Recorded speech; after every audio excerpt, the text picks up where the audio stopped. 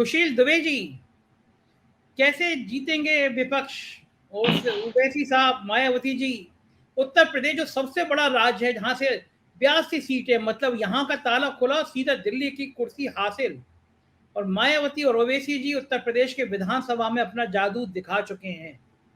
वो जादू फिर दिखाएंगे उत्तर प्रदेश में और देश के बाकी राज्यों में। ओवैसी जी कह चुके हैं, मैं मध्य प्रदेश लड़ूंगा, मैं कर्नाटक लड़ूंगा, मैं राजस्थान लड़ूंगा, मैं गुजरात में भी लड़ूंगा।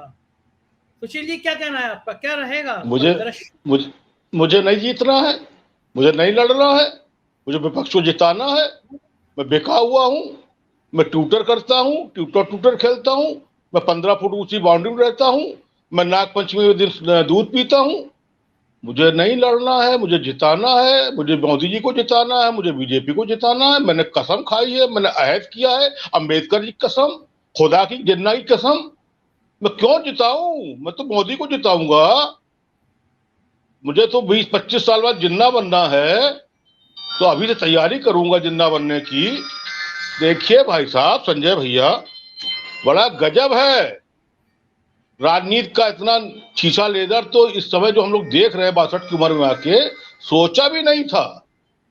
पहले मैं शुरू करता हूं ओवैसी से। 25 साल बाद लिख लीजिए, आपका बहुत बड़ा चैनल है, बहुत भारी देश राब्ता है चैनल के नाम से, संजय शर्मा के नाम से।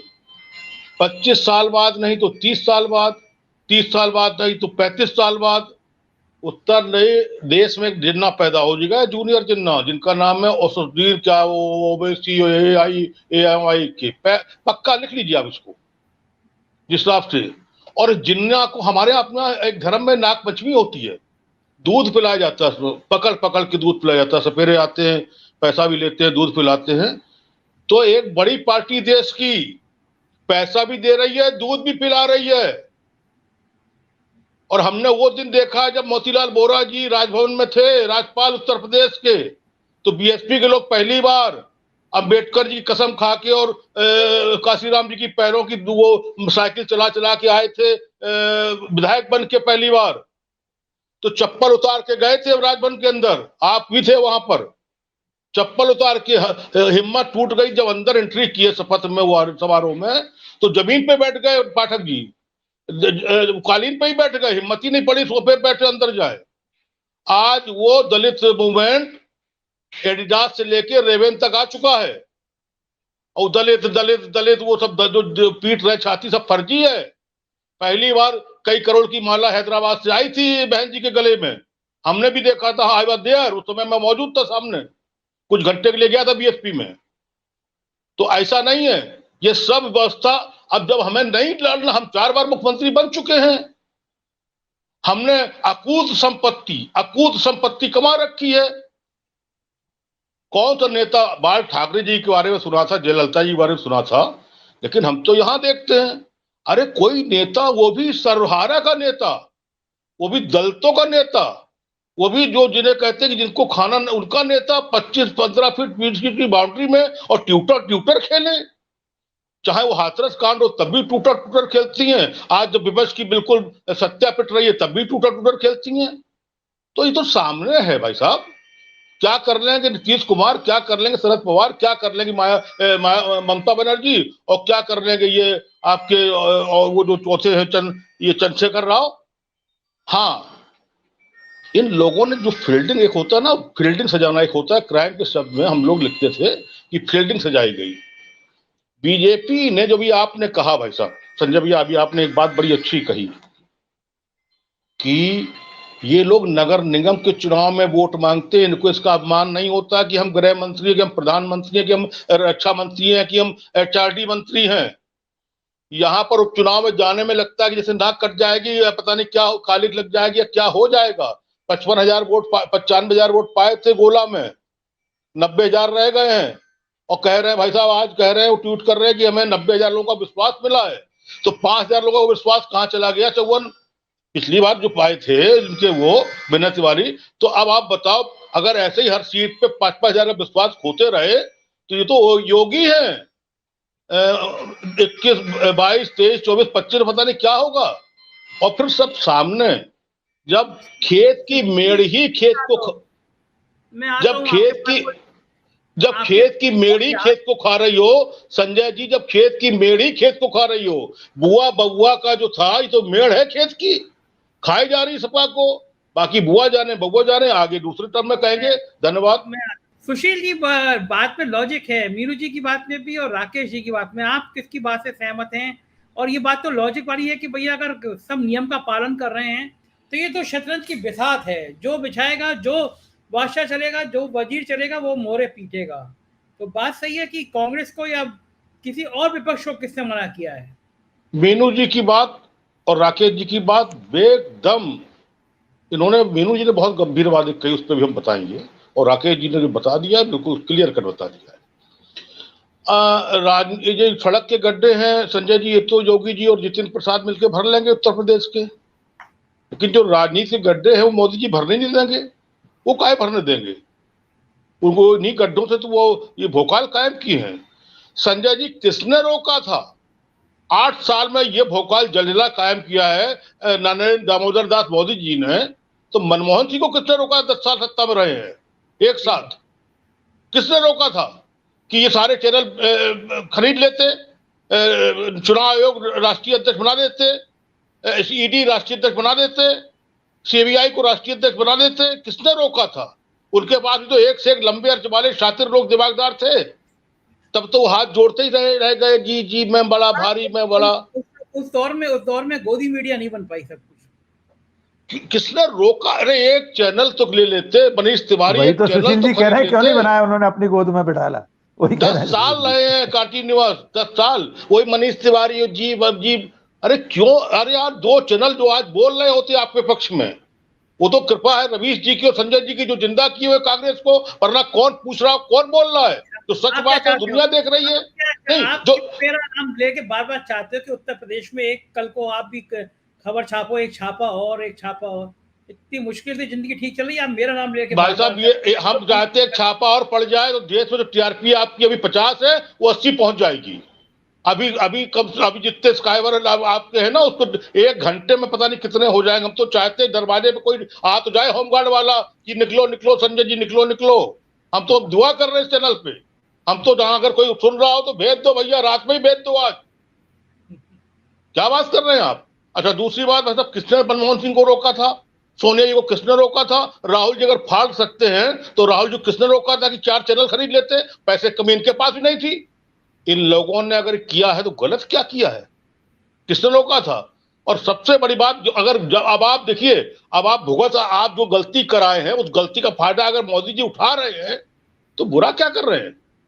अगर उन्होंने ओबीसी को खरीद लिया, उन्होंने मायावती जी को हैंडल कर लिया, उन्होंने और जगहों पर हैंडल देश भर में कर लिया, तो वो राजनीति में यही तो होता है। हमें तो सत्ता चाहिए ना, हमें सत्ता चाहिए। पाकिस्तान में क्या होता है? वहां मारकाट सत्ता होती है, हिसाब से सत्ता हो रही है। तो अभी कोई सपना ना देखे। दूसरी बात, मीनू जी ने एक बड़ी अच्छी बात कही और राकेश जी ने भी कही, भाई साहब भाई असल खतरा है ये।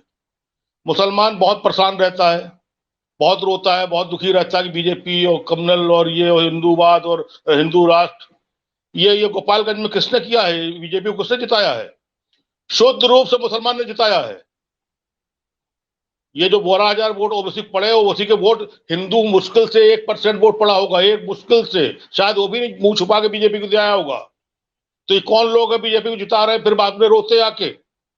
ये जो अभी भैया ने कहा राकेश जी ने कि मध्य प्रदेश में 2 सीटें मेयर वाली 900,000 से हारी हैं, किसने जिताया ओबीसी पार्टी को? देखे तो आप, अगर मुसलमान ओबीसी को 99% वोट देगा पार्टी का, वो तो शुद्ध रूप से मुस्लिम पार्टी है, लीगी पार्टी है। भले ही उनका संवैधानिक अधिकार है, मैं मानता हूं उनको लड़ना चाहिए और जहां जहां चाहे हराना चाहिए। अगर उनको अरबों खरबों की फंडिंग हो रही है, जो मेरे पास प्रमाण नहीं है, लोग ऐसा कहते हैं, तो वहां पर अगर वो अपनी राजनीति जिंदा रखने के लिए अपनी पार्टी चलाने की उनको भी सुविधा चाहिए, तो वो हराएंगे ही हराएंगे। हम कहेंगे तमाम चीजें राजनीति ऐसी होती है, हमने राजनीति में देखी है, चुनाव लड़े, चुनाव लड़वाए। अरे भाई साहब, विपक्षियों को मदद करनी पड़ती कभी कि जाओ इतना जाके गड्डी रख आओ उनको, क्योंकि दूसरे को निपटाना है। हमारे सामने जो खड़ा मेरी है पार्टी का आदमी, तो ये गलत थोड़ी है, ये बिल्कुल सही है। हम खुद ना कुछ कर पाए और फिर रोए तो मुसलमान क्यों रो रहा? अगर मुसलमान खुद ओवैसी की पार्टी को वोट देके कम मार्जिन से बीजेपी को जितवा रहा है तो मुसलमान को सोचना पड़ेगा, मुसलमान वोटर सोचना पड़ेगा और रोना बंद करना पड़ेगा। सुशील जी, आप कांग्रेस के पीक पे थे, आप शहर अध्यक्ष थे, आप सभासद थे, तो आपने उस समय में सोनिया गांधी जी के बड़े करीबी थे, उत्तर प्रदेश के सबसे ताकतवर मिनिस्टर के राइट हैंड थे। तो उस समय आपने राय नहीं दी इन लोगों को कि भैया एक का चैनल ले लो आप लोग भी? भाई साहब, किसी कर रहे होते नेता के कान, हमने तो जितेंद्र प्रसाद जी के, हमारा सबसे ज्यादा अहम रिश्ता तो अखिलेश दास जी के बाद जितेंद्र प्रसाद जी से था, जो नरसिम्हा राव के सलाहकार थे। लेकिन वहां पर क्या था उस समय पर, इतना एक वो होता था, दूरी, अनुशासन की दूरी, एक बड़े पद की दूरी होती थी कि हिम्मत नहीं पड़ती थी सब बातें करने की। पैर छुए, हाथ जोड़े, खड़े हो गए, और सुशील कैसे हो, आशीर्वाद है आपका। अब ये थोड़ी है कि करकल के लड़के उत्तर प्रदेश कांग्रेस कमेटी में अध्यक्ष बने बैठे हैं। उस समय अध्यक्ष को के सामने जाने में यहां से पसीना, यहां से पसीना, यहां से पसीना, ये होता था अनुशासन, जो कॉलेज के अनुशासन होते थे वो होता था। तो हिम्मत नहीं पड़ी, सोचते थे। अब लगता है कि कितनी बड़ी गलती कांग्रेस करी। और एक मीनू जी ने और अच्छी बात करी, या राकेश जी ने करी, मेरे ख्याल से अभी अभी पैनलिस्ट में किसी ने करी, कि आप बकरी का बच्चा उठा रहे हो, कोड़े मार रहे हो यात्रा। अरे भाई, 2 दिन की छुट्टी ले लो। कौन आपको, संविधान ने आपको बाउंड कर दिया है कि आपको भारत जोड़ो यात्रा से निकलना ही नहीं है? अरे छुट्टी ले लो 2 दिन की कांग्रेस से, कह दो हमें हिमाचल जाना। प्रियंका जी कुछ नहीं कर पाएंगी, यहाँ पर 1% वोट को लेकर गई है, वो क्या मैसेज नहीं जाएगा हिमाचल में? हिमाचल कोई वहां थोड़ी है दक्षिण अफ्रीका में, है तो हिंदुस्तान में ही। वहां पर जाके वो मैसेज दे कि भैया राहुल जी आने वाले वक्त युवराज तो राहुल गांधी हैं, खड़गे जी तो चलो ठीक है, बुजुर्ग 80-82 साल के आशीर्वाद दे रहे हैं। ये बिल्कुल ठीक कहा हमारे पैनलिस्ट ने। 2 दिन 3 दिन कसम खाने के लिए, जैसे अखिलेश यादव नहीं गए, गोला 5000 वोट का नुकसान हो गया, चले जाते तो 1 लाख हो जाता।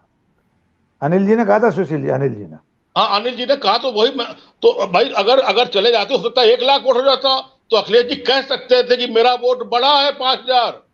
ऐसे ही राहुल जी अगर चले जाएं गुजरात। और सबसे बड़ी बात संजय भैया, मुझे समझ नहीं आता है राजनीति की, कहां हम लोग तो बहुत छोटे लोग हैं, आपके चैनल से आवाज चली जाती है, बड़ा कर दिया आपने, धन्यवाद आपका। गुजरात जो सबसे सेंसिटिव है, गुजरात इस समय राजनीति की धुरी है, सबसे सेंसिटिव है, वहां बकरी उठा रहे हो, घूम रहे हो, कूद रहे हो। अरे राजनीति की यात्रा, राजनीति जो शुरू हुई थी अब तो मजाक बनती चली जा रही है। आप वहां पर जाओ, बोलो, अपनी बात रखो। गुजरात में जहां पर नशे का गुजरात नशे का प्रदेश हो गया है, वहां अपनी बात रखो। अडानी ने सेब खरीद के, एक सेब का कीमत 100 रुपए कर दी है, वहां जाके बात रखो। प्रियंका जी की बात कोई नहीं सुनेगा, राजीव शुक्ला की बात कोई नहीं सुनेगा, आपकी बात सुनेगा, जैसे मोदी जी की बात सुनी जाती है। इसलिए ये खतरे को भाप लें। मीनू जी ने कह दिया, जयहिंद रायल जी ने कह दिया, साकेत जी ने कह दिया, आपके चैनल की आवाज तक पहुंचती है, मुझे मालूम है। एक भाई छुट्टी लेते हैं आदमी, सरकारी कर्मचारी होता है, किसी कंपनी का सीईओ होता है। एलन मास्क भी ट्विटर के जो है वो भी छुट्टी लेके घूमने जाते हैं कुछ दिनों के लिए, वो कौन सा वीकेंड पे जाते हैं घूमने। अरे आप छुट्टी मांग लो खड़गे जी से, भाई साहब मैं वर्कर हूं, मुझे ड्यूटी लगा दो मेरी गुजरात में और हिमाचल में। ये देखिए आपकी बात आपने परसों भी कही थी, तो कांग्रेस ने सुन ली। मेरी डिबेट को कांग्रेस ने काट के और लगा रखा है, इंडियन यूथ कांग्रेस ने ट्वीट करके लगा रखा है। आप जो है ना बीजेपी से दुश्मनी कराएंगे, हमारी कोई बीजेपी से दुश्मनी नहीं है। आप ऐसी बातें करते हैं और कांग्रेस काट के डिबेट को ट्वीट लगा देती है। सुशील जी भाई साहब 4 PM, काश अगर ये 8 PM होता तो और गजब होता। ये 4 PM है ये 4 PM है। दुनिया जानती है कि इसकी आवाज कहां तक जाती है और कितने लोग इसको 4 PM की बोल ना पाए, लाइक कुछ ऐसा होता कभी लोग, लेकिन सुनते सब है। गर्मी में पसीना सबको आता है, ठंडक में पसीना सबको आता है। संजय शर्मा जी, आपकी मुस्कुराहट देख के आदमी को समझ में आ जाता है कि किसका काम कहाँ लगने वाला है। इसीलिए हम भी चिल्ला के बोलते हैं। हम नॉर्मल बोल सकते हैं, लेकिन हम चिल्ला के इसलिए बोलते हैं जो बहरे लोग हों, जो राजनीति के लोकतंत्र के आंख के बहरे और कान के अंधे लोग हों, आंख के बहरे और कान के अंधे लोग हों, वो समझ जाए। संजय शर्मा की 4 PM की डिबेट देख लें और समझ लें, जो उस पर पैनलिस्ट बैठते हैं उनको सुन ले, मुझे मत सुने, उनको सुन लें, तो देश का लोकतंत्र बच जाएगा। वरना संजय भैया, उत्तर प्रदेश में 1000 पार्टी, 3 जिलों की पार्टी, राष्ट्रीय अध्यक्ष बने हुए हैं,